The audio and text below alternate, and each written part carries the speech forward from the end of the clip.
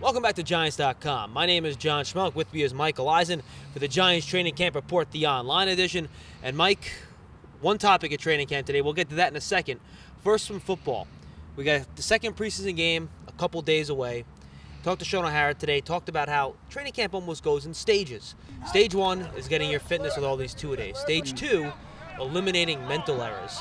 And if you hear Coach Coughlin during practice, that certainly is a focus of this coaching staff. Yeah, Coach Coughlin's been very vocal in practice. Yesterday morning, everyone thought it was just going to be a light jog through, and he had something to say after every play. Yeah, you want to start improving your execution at this point. Now it's 3 weeks or so to the start of the regular season. You really need to eliminate the mistakes.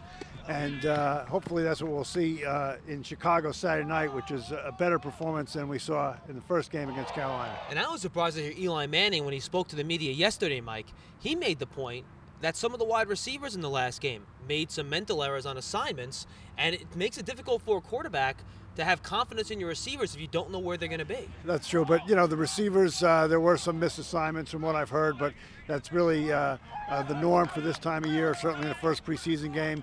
That we're playing a lot of young receivers, a lot of inexperienced guys playing different positions, so that's the kind of thing, again, we still have 3 games to work out those kinks. That's why you have the preseason, no doubt about it. One guy that missed the first preseason game, he's working his way back, is Corey Webster.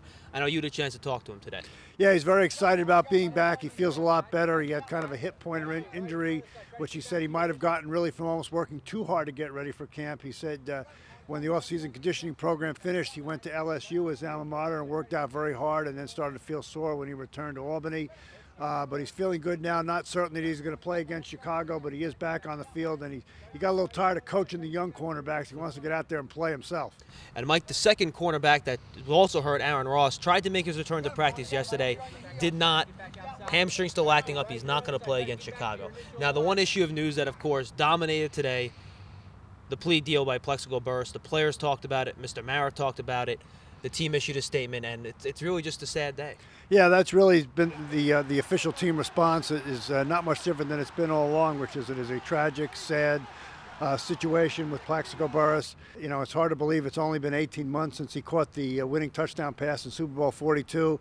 Now, unfortunately, he's going to prison for a couple of years. The organization's concern, as it always has been, is for Plaxico and his family, and hopefully somehow everything will turn out okay with him. Yeah, Mr. Mara referred to it repeatedly today as an American tragedy, and it really is an apt way to put it. Anyway, Giants.com will have all the coverage next 2 days at training camp. Game coming against Chicago. We'll preview of that tomorrow as well.